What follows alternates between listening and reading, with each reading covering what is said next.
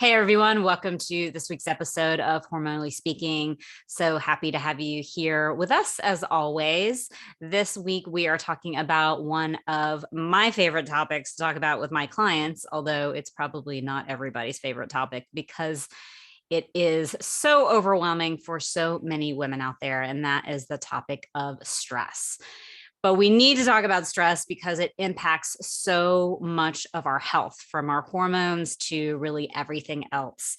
And so I'm super excited to have an expert on this with us today. Her name is Dr. Erin Kinney, and she is a stress reset expert and founder of the Stress Reset Formula. As a naturopathic doctor and coach, she helps stressed and burnt out women with adrenal fatigue improve their mood, balance their hormones, and increase their energy. She works with patients one-on-one, but also offers many different types of programs. When she is not helping her patients regain their energy and get their bodies back into balance, she's either at home with her two young daughters or working to spread awareness about naturopathic medicine. She's currently the immediate past president of the Maryland Naturopathic Doctors Association and an active member of the American Association of Naturopathic Doctors. She received her Bachelor of Arts from Vanderbilt University and was a summa cum laude graduate of the University of Bridgeport College of Naturopathic Medicine. While there, she studied with Dr. Peter D'Amo, the author of The Blood Type Diet. Welcome, Dr. Kinney. Thank you so much for having me. I'm excited to be here. Yes, me too. So as I mentioned, I love talking about this topic of stress because it is such a huge thing that impacts all of our health, right? And we've talked about for years. Obviously, people know that stress impacts our health, but I think a lot of people don't realize to the extent that it does. And particularly, when it comes to throwing off your hormones, right? Your sex hormones. So can you start off by just telling us some of the ways that, stress really does impact women? Yeah. So I think, and this is where I've kind of gone, over the years, as I'm sure you have working with women, everyone kind of knows that stress makes things worse. Like we all know I've got this symptom, it gets worse when I'm stressed out. But what I've come to realize is that when you start to understand why stress is causing and also how it happens, that then you're like, oh, wait, I really should be doing those stress reducing practices. I should make sure I do my meditation practice. I should make sure I take a break during the day. Mm-hmm. So the first thing I like to explain to people is that when your body's in fight flight mode, what happens is all the blood flow goes to your arms and your legs, your heart rate increases, your breath rate increases, your body essentially gets ready to run or to fight. Mm-hmm. And when that happens, the blood flow essentially leaves the internal organs, it leaves the ovaries, it leaves the digestive tract, so we're not getting blood flow there. And we don't have blood flow to a specific organ, you're not going to make hormones. Mm-hmm. So, the ovaries are what are predominantly making most of our female sex hormones. And when you are in fight flight, the body's going to be focused on making stress hormones and not on making sex hormones. So that's kind of the general, if you're dealing with hormonal imbalances, the longer or the more amount of time you spend in stress mode, the less amount of energy your body is going to be spending making those sex hormones. So that's kind of like the big thing that I like to have people understand is that so in order to get your hormones back into balance, the first thing you have to prioritize, I don't care, supplements, diet, you have to make sure you're spending enough time in what we call the parasympathetic nervous system, or rest and digest. Because when we're in that state, that's when blood flow returns back to the internal organs. It's going to activate blood flow to the ovaries, which the ovaries will now be like, oh, hey, we're chilled out. We can now maybe make some hormones. We can do our job. If you think about it from an evolutionary standpoint, if you're like living in a tribe and it's a really stressful situation, your body doesn't want to procreate, right? We don't want to bring a baby into a stressful environment. So the body's like, well, that's cool. I'm not going to make enough estrogen. I'm not going to make ovulation hormones because why would I? Mm-hmm. So in today's world, our bodies are still functioning in that same, thinking. If we're making a ton of stress hormones, the body's like, well, this must be a really stressful time. I don't want to ovulate. I don't want to make. We can't put resources towards like holding, carrying a baby. Yeah. So the body is like, all right, well, I'm just going to keep pumping out this cortisol. So that's kind of like the first thing that I like people to understand. The second thing, and this is kind of an interesting thing, I think, for women who have been dealing with chronic stress in their life.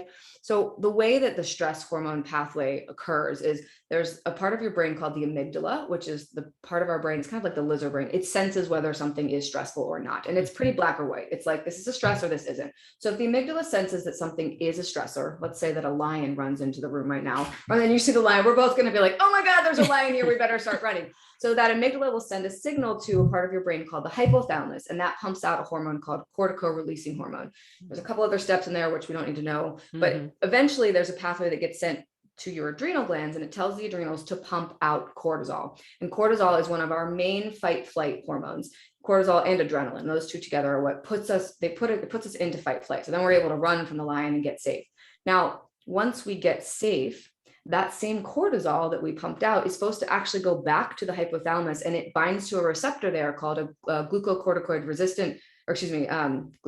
receptor, which turns off further production of cortisol releasing hormone. So that essentially shuts off the fight flight system. Now, our bodies, because they're very wise, if you are constantly pushing that amygdala, turning on the stress button, and the body's constantly pumping out that cortisol releasing hormone, if the body's like, well, I'm not really sure I should turn this off because I think she's just going to turn it back on again, it will actually downregulate the production of the receptor that allows the body to turn itself off. So you can actually get stuck in fight flight mode. You can get stuck in stress mode. And this is something I hear from so many women. They come in and they're like, I feel like I can't calm down.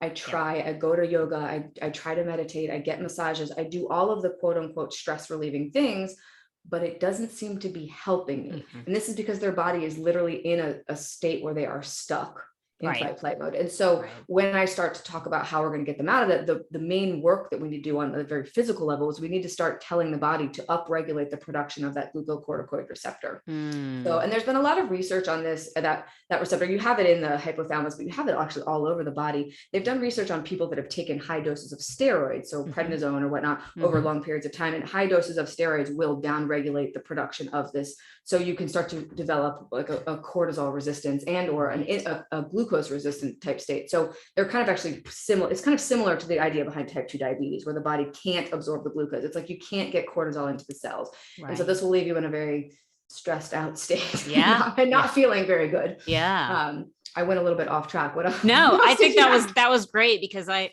talk a lot on here and to my clients about sort of the hypothalamus, pituitary, and adrenal axis, but really getting into people understanding that you can get into that resistance. It makes sense. Like you said, blood sugar, that becomes an issue.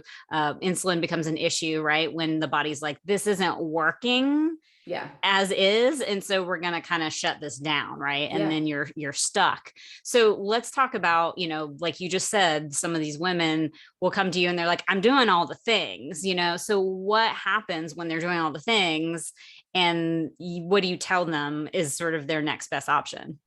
So I in my practice, I typically use homeopathy to help to kind of reset. And I don't know if you use that in your practice or if that's something listeners are familiar with, but it's a very diluted form of medicine. It's kind of an energy medicine, but I find I get really good results with homeopathy that helps to kind of reset the production of that. I also use rhodiola as one of my favorite herbs. It's really great for upregulating that glucocorticoid receptor production. So, and then we talk about how, I want them to keep doing those things, because essentially what you have to do is you have to practice relaxing. Yes. And you have to be okay with the fact that you might go to yoga and it might feel uncomfortable for a little while, but you have to keep doing it. It's almost like if you have never been a runner before and you decide, hey, I'm going to run a 10K, you're going to have to train for it. Probably for the first few weeks when you go running, it's going to feel uncomfortable. Right. Because it's real uncomfortable. It doesn't feel good. And so a lot of times, if you're trying to build up this parasympathetic muscle, if you will, and strengthen that, the first few times you're working on that, or maybe even for the first couple of months, it might feel uncomfortable. Your brain's like, I don't want to relax. I don't want to relax. I want to. And in some respect, when you are stuck in that state, your brain is just trying to protect you, because you've been, your body is actually doing something good. And this is something else I talk to my patients about a lot, is that we don't want to beat the body up for the fact that it's stuck in that state. I think doing the its past couple thing years has been a good example for talking about this. All of us were stuck in fight flight mode for probably the most of 2020, maybe even in 2021. We were all kind of like, okay, what's the next thing that's going to happen? But it was a situation where we kind of, our brains were trying to protect us. So our bodies were trying to be like, okay, we're going to keep you safe. There's something out there that's unknown that could hurt us. We're going to keep you vigilant, so that, And now we're kind of in a state where we can relax a little bit, but it feels a little foreign because we've been in that hypervigilant state for a while. So it takes a little longer to adjust. So it can be done, and your body can absolutely start making those receptors again. It can easily be done. You just have to give it a little bit of time, and the lifestyle things are usually the best things to keep doing. That all makes such perfect sense. And, I am still seeing with a lot of my clients too, that upregulation, because all the things going on in the world that we can't necessarily turn off, and so many of them really struggle to sort of disconnect and disengage. And then it just really continues to feed into that. And so it's like, one of the things I talked to my clients about recently is like, it's not even just about stress reduction at this point. It's like, we have to actually remove some stressors from our lives. Right. And that can be hard decisions to make sometimes. It can. And that kind of, I know you're going to ask me about like the stress reset formula. This is like a program that I run. And the first step in that is to look at what your stressors are. So I have people list, hey, okay, let's look at all the things in your life. And that might be external things. And usually when I'm working with someone, so there's external stressors would be like your job, maybe your relationship, your kids, traffic, or what's going on in the world, or, a friend, it's something that's like external to your body. We can also have what are called internal stressors. So that may be a nutrient deficiency, or, a food allergy, or some sort of infection, or like Lyme disease, for example, is one that I find a lot. So something that's kind of stressing your body out from the inside. So, and those are usually some things that you can have it can easily have an impact on, if you're working with a practitioner and you're testing for these things, let's say you have a B12 deficiency, and that might be stressing out your cells. You get on B12, that's going to help reduce your overall stress burden. Or if you do have something like Lyme, treating that will definitely help a lot. Or, I find a lot of women have reactivated cases of Epstein-Barr virus or other viral things, or COVID. Especially post-COVID. Post-COVID. COVID's been a major stressor to the system. But then, like you said, if there are major external stressors and they are things that you can control, some people, you might identify this as a stressor, but it's not something I can change right now. And so you would have I have people put into buckets. Okay, here are all the stressors. Here are the things that I can easily have an impact on. I can easily cut out watching, stressful TV before I go to bed. Which people don't ever think about, right? Especially with all the true crime documentaries and everything. Anything that comes into our nervous system, whether that's food, drink, like looking at something, talking to a friend, talking to a boss, reading email, looking at Instagram, these are all inputs that come in, and they could all be a stressor. They're all things that the amygdala is going to filter through. And the amygdala could be like, I don't like the fact that your friend invited all those other friends out and they took a picture and they didn't invite you. That could be a stressor to you. So looking at Instagram, maybe you're like, oh, I feel a little left out. That could be triggering your stress response. 100%. So it's identifying some of those things. And then I also have people start to look at how much time they're spending doing things that make them feel good. So things that bring joy, things that make you feel in the moment, because that's going to be the opposite of a stressful thing. That's going to be something that puts you in the parasympathetic state. So that could be maybe like going to the playground with your kids. Maybe that's a stressor for some of you. Maybe that's not. Or that could be like seeing your grandchildren, or going for a walk with your dog, or, whatever it is that you do on a semi-regular basis. And we want to focus on doing more of those things. That could be sitting outside on your back porch, in the morning and drinking your coffee. That could be, listening to your favorite music, whatever it is that makes you have that really good feeling inside. And have it more often in the day, because so many of us are pushing through our days and not really having any fun. And it is really interesting. Like I had a patient today, she was like, well, am I just never supposed to be stressed? And I'm like, no, our nervous systems were designed to handle stress. Our bodies can handle amazing amounts of stress. We want to make sure that our bodies are able to flip out of the stress mode, and we get enough time in that relaxed mode, because that's the mode where healing happens. That's the mode where hormones get produced. And that's also the mode where, we touched a little bit on cortisol, and cortisol, while it is your stress hormone, it's also the hormone in your body that gives you energy. I like to call it your fix-it hormone. It's your body's natural steroid, which is why too much of it will cause steroid issues. But you need some of it. If you've got pain anywhere, your body uses cortisol to go and fix it. It's a natural anti-inflammatory. So when we are in relaxed mode, that's when the body builds cortisol. So the more time we spend there, and there are several stages of what we call adrenal fatigue, and typically the first stage is when you're in this, I call it like the supernova diva that's soon to burn out. That's when you're in the like burning the candle from both ends. You're not sleeping. You're go go go go go, and typically you feel okay during that time. You might not be sleeping. You're like you're flying. Yeah, you're like, I'm getting everything done. Exactly, but you can't sustain that, and after time, either your cortisol levels will start to dip or your adrenaline levels will start to dip. But eventually, you get to this kind of like this burnout place where you have low levels of cortisol, and that can be, you're tired. It can manifest in depression, sometimes in anxiety, because to counteract the stress response, the body will overproduce adrenaline, and when you have tons of adrenaline and not enough cortisol, you feel like you've had 10 cups of coffee and you feel anxious. So a lot of anxiety. And I'm seeing a ton of anxiety in the past year, I think, because everyone's burnt out, but there's still these stressors, as you said. And if your body doesn't have the cortisol to put you into fight flight, it's like, well, I better make adrenaline. So it'll make extra adrenaline, and then people don't feel good, and then you don't sleep. And then it's a whole, so back to the, relaxing time, the more time you spend doing something that you love, doing something that relaxes you, the more cortisol you're going to build and the more appropriate amounts you'll have. And so you'll be able to heal yourself, and you'll be able to have energy, and you won't have anxiety. Right. I think that's all really important that you said, because I do think cortisol gets this bad rap it does. A lot of times. Right. Yeah. And it's like, it's literally what gets us out of bed in the morning. Yeah. We need a certain amount. It's just when it's all over the place, wonky, and like you said, goes up and then down. And it's really the women that once it's in that low place, that the real struggles start. And I will say, as a practitioner that works with a lot of women perimenopause, I start to see that lower cortisol. I feel like it's like late 30s hit, and then suddenly like into your 40s, and women are like, what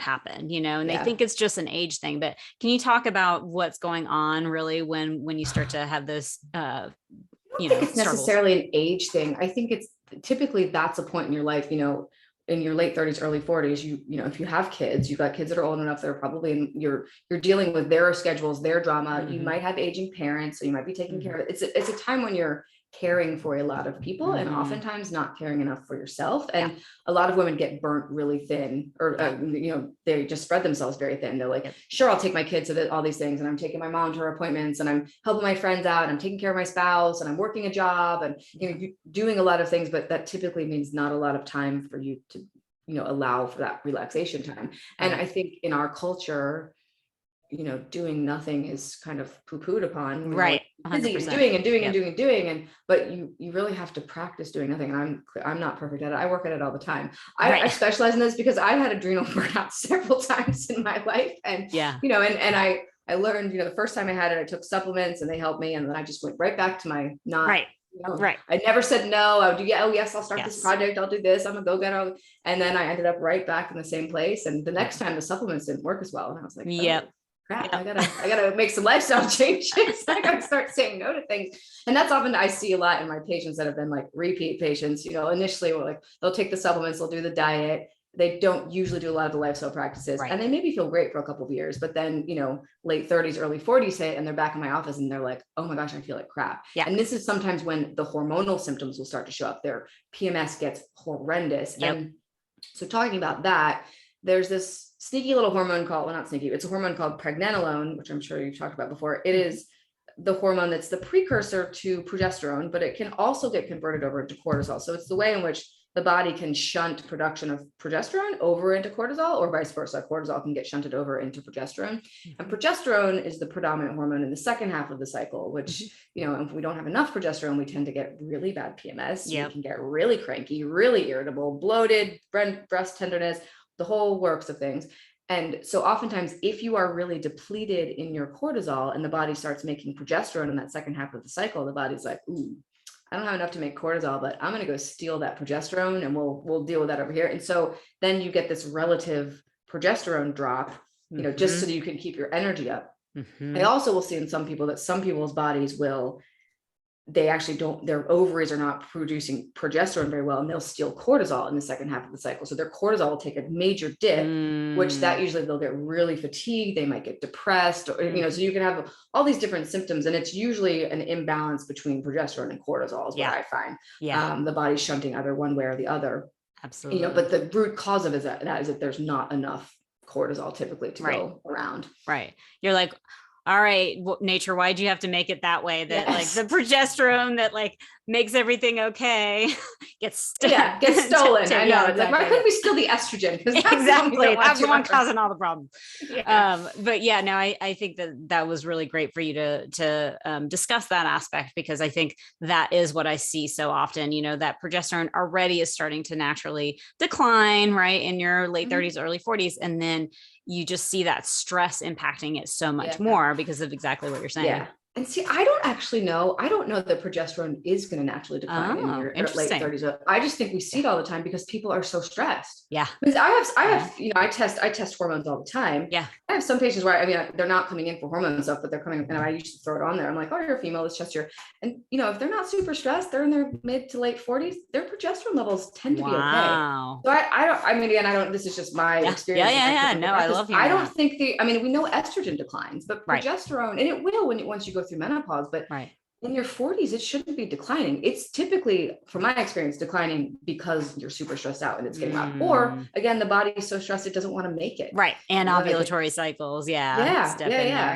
And you know, so I don't know. I'm a believer that the body really wants to function well. And that, you know, that the whole, this is happening because I'm older. I don't like that mindset. Yeah. I like people come in, they're like, oh yeah, I'm just old. I'm like, no, there's a reason. There's an underlying reason. I know you've been told that, but that doesn't mean that you're 39. That doesn't mean that you have to, you know, gain weight. It doesn't mean you have to be tired. It doesn't mean something's going on. Right. Like that. And your body is just, it's not making progesterone because of something else is happening, you know, because the body's always responding to things that are going on, but it's not just because you're aging. That's my opinion. No, I totally agree. And I think that's a really important point that we skip over a lot, because women will just, because we've been told so often it's about getting older, and you'll just go to that place. And there's like, I think kind of what you were saying earlier too, this time in life where you're spread so thin, everything's just starting to catch up in a different way too. So it's like, you have to take that extra care. I do have a quick question, kind of off topic, but kind of related. Do you find if women start to use like bioidentical progesterone that the body will often take that to make cortisol? Sometimes if they're under a lot of stress. Start doing that and they're not addressing the stress.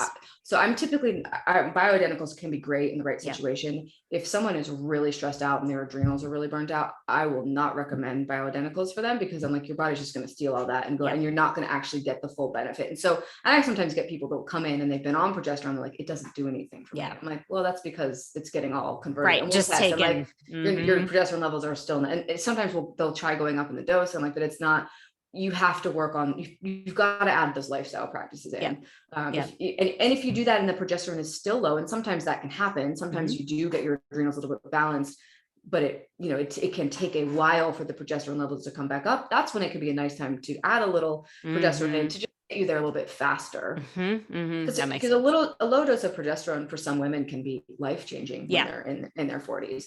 But again, it typically has that effect when they're doing the work to get their body more relaxed and to get those cortisol levels balanced in a healthy way.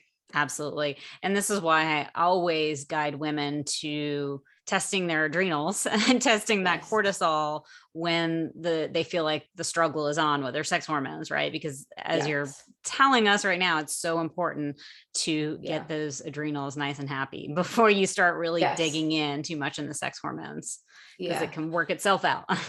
And one of the big things, on my podcast just released an episode about this, just looking at like your exercise, how much you're exercising and how that relates to your hormones. And I think what I see a lot is, you know, what we just talked about, women in their late 30s, early 40s, you know, you've got so many things going on. I'll ask like, hey, what do you do for you? And they're like, well, I go to the gym every morning. Yeah. And that's great. It's awesome. It's awesome you're going to the gym, because you get your you time. However, going to the gym and running, or going to the gym doing a HIIT class, that's more stress mode. It's more fight flight mode, which, you know, if you're having calm points during the day and you are practicing relaxing, awesome. But if your only downtime or you time is an hour where you're in full blown fight flight, you're probably doing, I don't want to say damage, but you're probably wreaking more havoc on your hormones than, you know, if you were to go. I sometimes will be like, hey, I want you to, you know, they're like, well, I have a babysitter. I'm like, great, keep the babysitter, go take a nap. I want you to go sleep or sleep in instead of going to gym. I know that feels counterproductive, but it actually will be more beneficial for your hormones. So that's a big mistake I see women making a lot. I also see women making the mistake of not eating enough that they're trying to Yes. lose weight in this time. And they Yes. think, oh, I need to cut calories. I'm gonna eat 1,000 calories a day. Not like that's putting again, that's going to stress your system out so much. Yeah. And if you're already in a lot of stress, why add more? Like you need to feed your needs is what I like to say. That's in my program. Like you have to feed your needs. So if you're running around all day long and you're exercising and you're taking care of kids and parents and work, you've got to eat enough to so that your body has enough output. And usually women will end up being the weight that they would like when they start feeding their body what it needs. 100%. Yeah. Absolutely. Across the board, it's, I mean, culturally it's an issue. Obviously our diet culture that has taught women that they need to eat less and exercise more. But particularly I find, as women get into their 40s, it's like, you need to nourish your body, and really love on it. And that means feeding it well enough. Yeah, it's really important. Can you speak to trauma's impact when it comes to stress on our bodies? So you mean trauma like as a child or at any point? At really any point, but I think a lot of times there's underlying trauma maybe from childhood, right? Whether we know of it or not. So there could be like big T trauma is usually when there's a big traumatic event. There can also be small T trauma, which is little things. Well, so what we talked about earlier, the amygdala sensing of fear and that whole I like to call it the off button when the body comes back, binds to that receptor. When you go through a traumatic event, typically that gets the nervous system stuck in fight flight. And the body does that to protect itself. It's like, okay, wow, I was traumatized. I'm going to keep myself hypervigilant and I'm not going to relax because I'm going to be in protection mode. So typically from a physiological, someone who has PTSD, they are like all their symptoms, they're stuck in fight flight mode. Right. And again, their body has done that to try to protect itself. So if there is trauma, working with a great therapist, there are lots of different tools, but I think the first thing I recommend, whatever you're dealing with, is finding a provider to work with, whether that's someone like yourself or like me or a therapist or, a Reiki practitioner, someone that you trust and you feel safe with, because if there's been trauma, you don't want to go see someone that you don't trust because healing is never going to happen. Exactly. So you have to trust your provider, and maybe you have a team of providers, and that's great too. But and sometimes you're right. Sometimes we know that there's trauma and sometimes we don't. Sometimes the body's buried it so deep, but you might be like, wow, I can't figure out why I don't feel stressed, but my system is stressed all the time. And there may be some sort of underlying emotional thing or something that happened to you as a child that the body is. So working with a good therapist or, is a good place to start to kind of try to uncover that. So it definitely has a big impact. And going back to what, you were saying earlier about us living through COVID the last couple of years, even that some people are really, dealing with PTSD. All of us. Yeah. No, all of us. I explained this like when everyone first started wearing masks, I don't care who you were, even if COVID was great for you, which some people it was like, you didn't have to commute, you got to stay at home. If you went to the grocery store and you look at people wearing masks, cognitively, or our frontal lobe realizes, okay, there's a pandemic, but your amygdala doesn't know that. Your amygdala is a lizard brain. It sees people in masks and it goes, where's the gas? What is going on? So even if you felt totally fine, you were getting stress signals. So yes, 100% everyone who's alive has some sort of PTSD from the pandemic.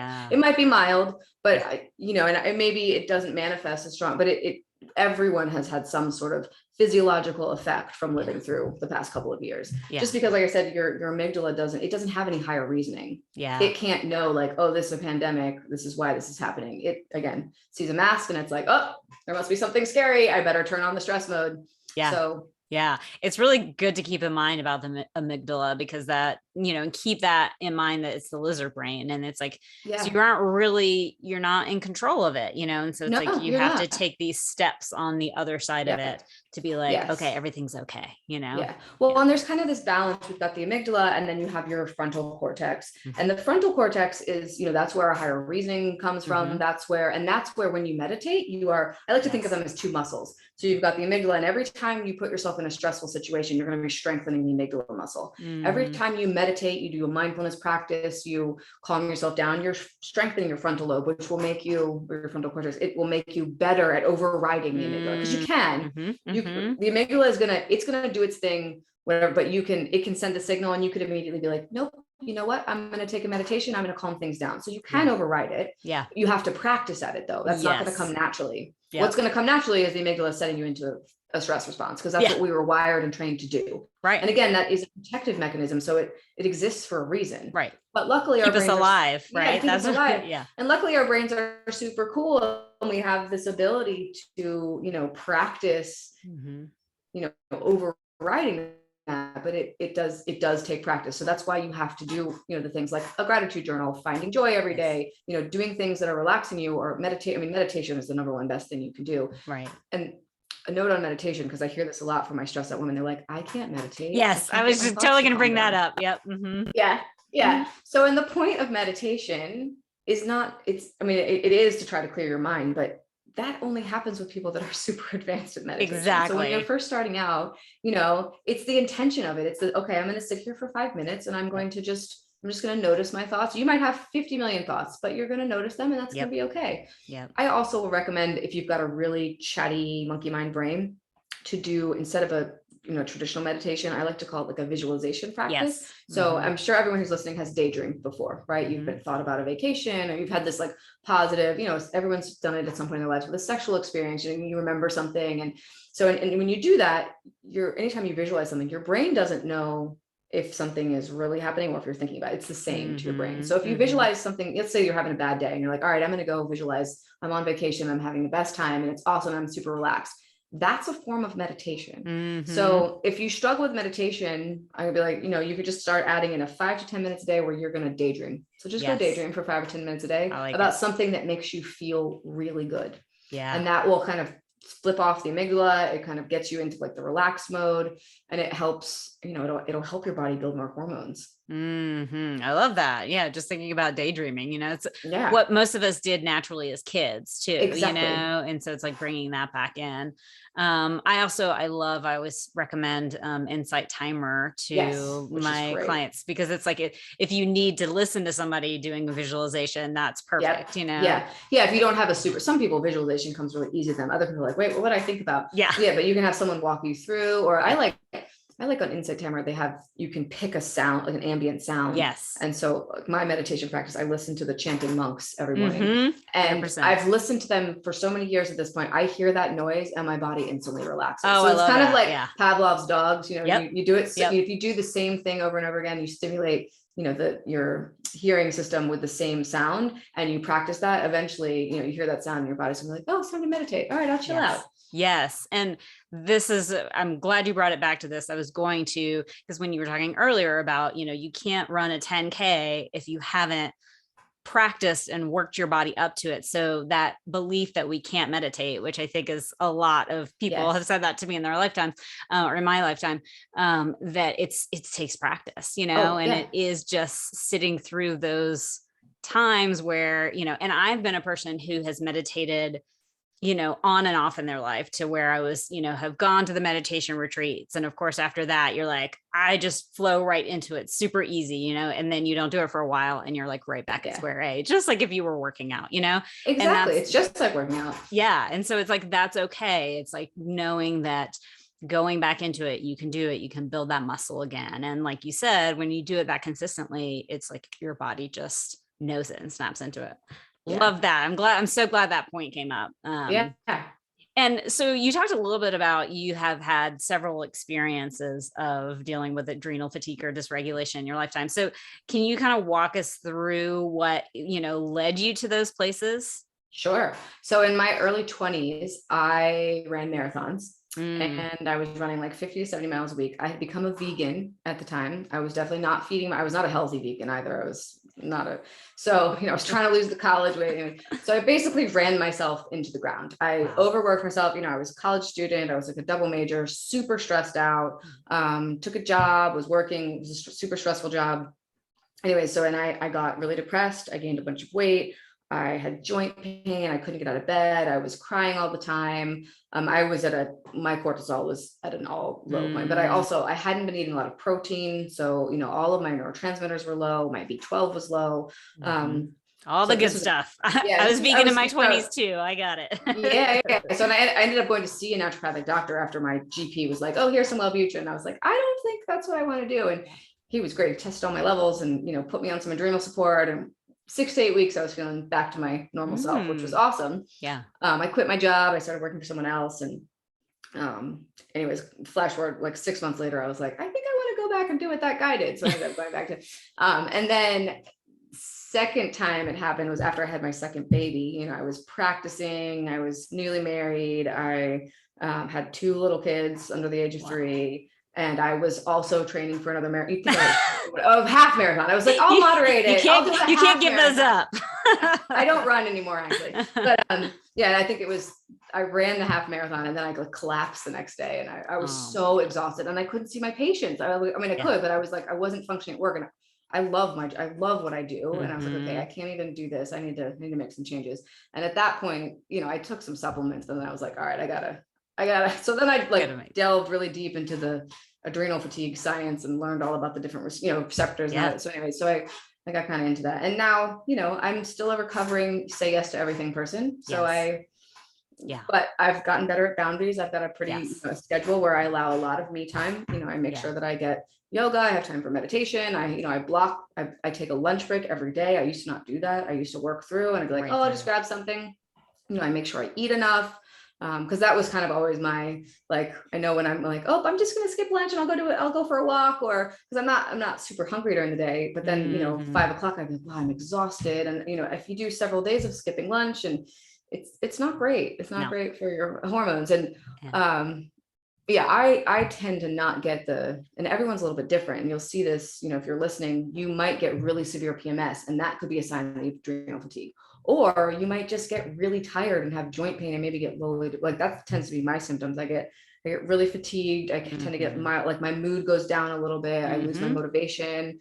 And then I'm like, oh yeah, you know what? There's some adrenal fatigue popping up. I need to work on boosting my cortisol levels. So, you know, that, you know, for me, like when I start to feel that way, I stop exercising. Like this week, I was feeling like I've been overdoing it for a few weeks. I'm like, you know, I'm not going to go to yoga. I'm not going to like even yoga. I'm like, nope, I'm not going to go. I'm just I'm going to rest. I'm going to meditate. I'm going to chill out. Yeah. Because that, and sometimes, you know, I've talked about this on my podcast and another podcast, you know, if you are still cycling, knowing what your needs are throughout your different points in your cycle. Yep.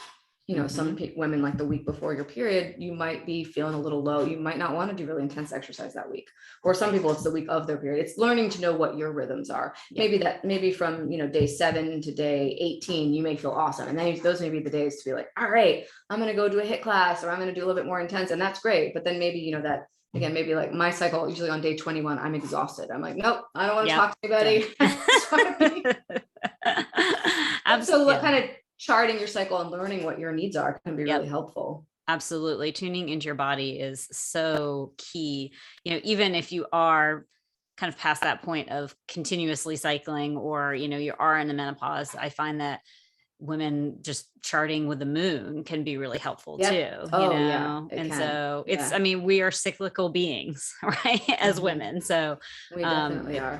Plays a huge role. And you brought up the word boundaries, which I think is hugely important. And I focus on a lot, like in my program, because I find that is the place that so many women truly struggle and don't even realize it. You know, and not just saying no. I think a lot of times when I say, you know, setting boundaries, people think, oh, that just means saying no. But it is also within yourself, right? Really recognizing like what's working for you, what's not working for you, limiting yourself. Maybe like, for example, you know, I used to fall asleep to like TV on my computer being in the background, you know, and like in one way that made me feel like post my surgeries and, you know, where I couldn't sleep, that made me feel like safe. But in reality, that was jacking up my cortisol, was, you know, not good for me. And so it's like, I had to place that sort of internal boundary limit on myself in order to get better sleep, you know? And so can you speak to sort of if boundaries is a big thing that comes up with your patients? It's definitely a big thing. I mean, and like you said, boundaries could be, you know, setting like electronic boundaries for yourself. Like I'm not gonna be on Instagram for longer than 20 minutes per day. Or it could be even like, you know, someone messages you and you think you have to message back right away. It could be like, nope, you know what? Like it could be an auto email thing that goes out that's like, hey, thank you for your email. I'm not going to get back to you for 24 to 48 hours. So I answer emails on these days, you know, so email, I think setting about it is looking at what are the things that are overwhelming you. What's called, you kind of have to look at your life, you know, I've dealt with this with email. Like I get hundreds of emails every day. And super stressful. So I now have a thing and it's like, you know, do not expect a response from me in 24 to 40, you know, you know, and if you don't get like, I'm busy seeing patients right now. Well, exactly. I'm like, I can't respond to everything. And, but so it's setting boundaries like that and setting up expectations for people, you know, and sometimes I think we're in an age where, you know, I mean, you look at your phone and it's like, you get text messages and emails and Instagram messages and Facebook messages and likes and all these things. And we think we have to respond to all of them, or at least a lot of women that I see that, and I know this because I've done this a lot. You think you have to respond right away. You don't.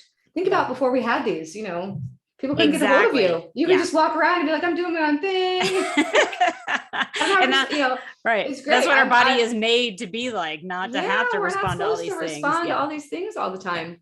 So there's that. And then I think there's, you know, there's emotional boundaries. You know, if you're in some sort of a relationship, whether that's with a spouse or a child or a parent or a friend or a coworker or a boss that, you know, is emotionally draining to you, you know, this is sometimes where it's helpful to work with a therapist to kind of tease out like, hey, how could I set a boundary? You know, this person is, you know, I go into work and all they do is talk about their problems. And, you know, I've found that, because I have patients that talk to me about this a lot, you know, I'll say if you have a close friend that's maybe always calling you, complaining, you could have a talk with them, be like, hey, listen, I really love being the person that listens to you, but sometimes I'm having a rough day. And so maybe before you complain, could you ask, do you have time to hold space for me? And I found that's a really nice thing to do. And you can also ask this if you're having a shitty day and you want to go, you know, dump on someone else, make sure to ask them first. Be like, hey, can you hold space for me today? Good point. Yeah. Because they might be like, you know what, I'm up to you. And I think with the past couple of years, with everyone is dealing with, you know, everyone's always dealing with stuff in life. Right. But it's like, we're dealing with stuff in life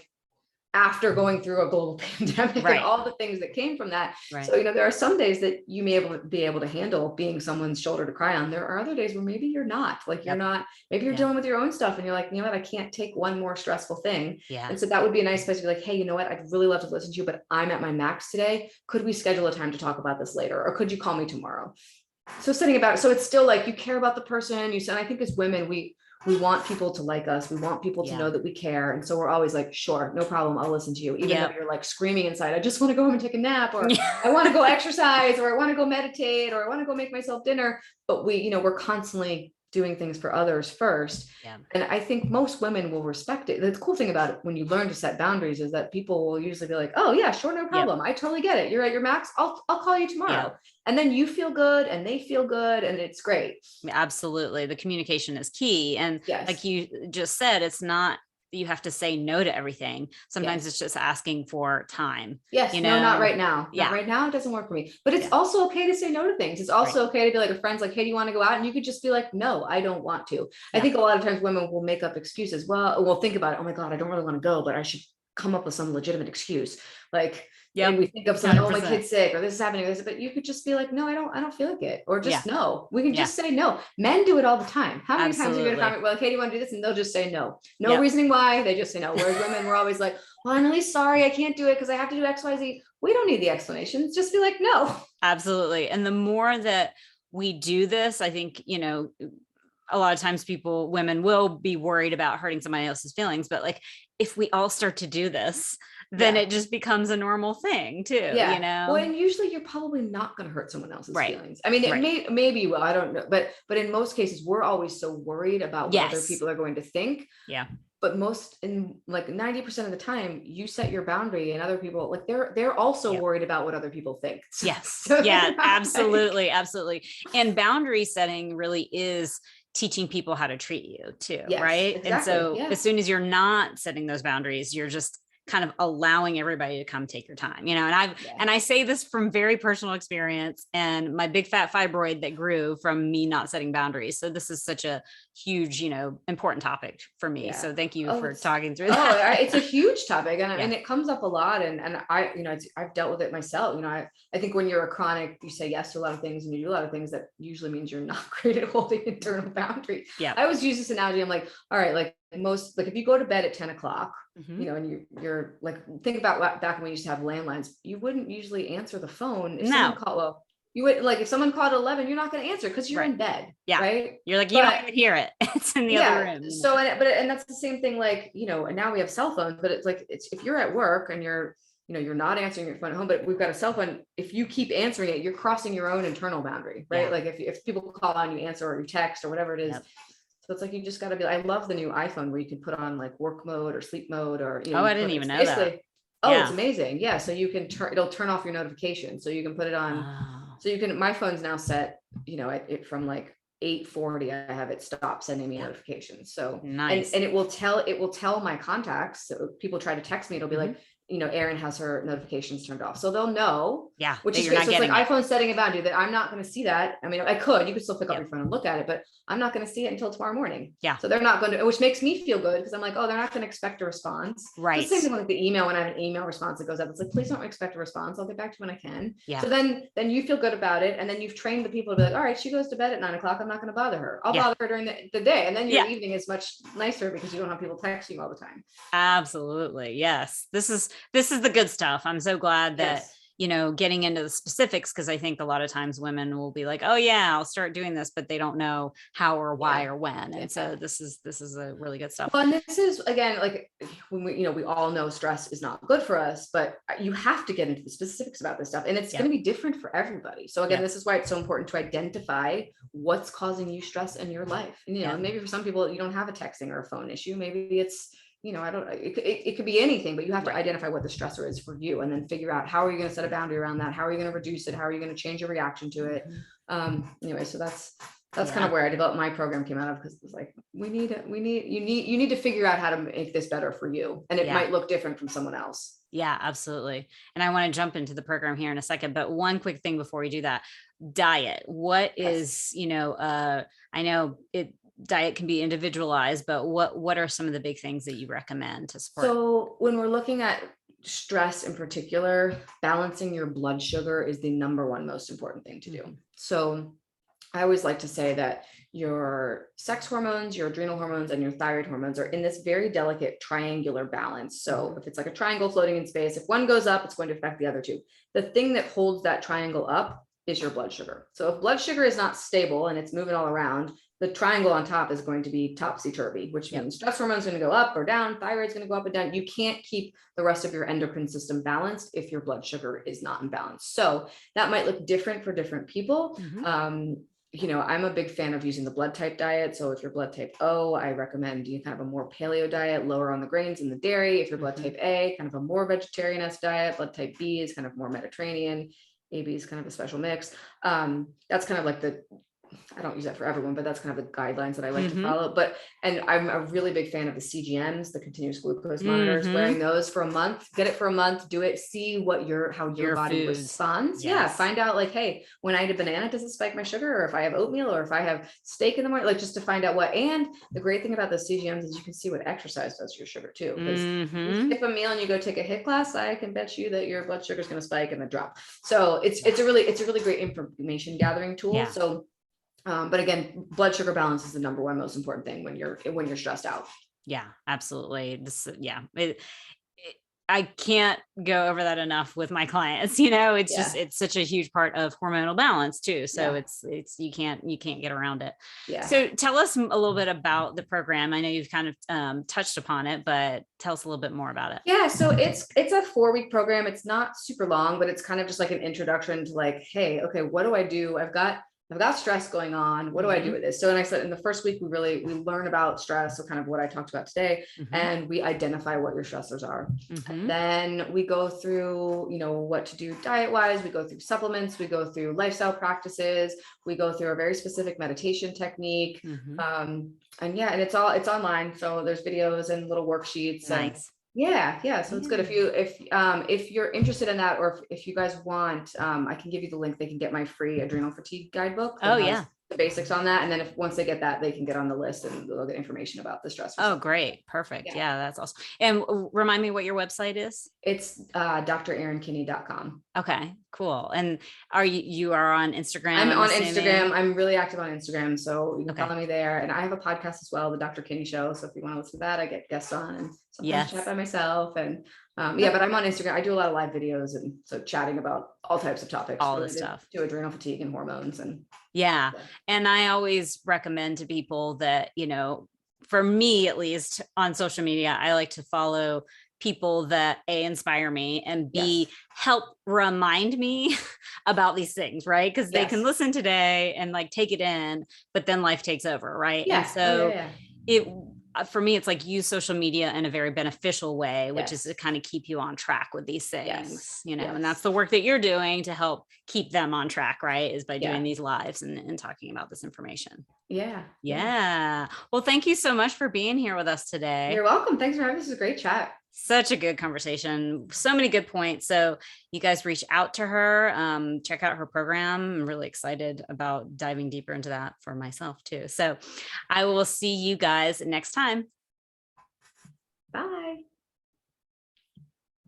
Sorry.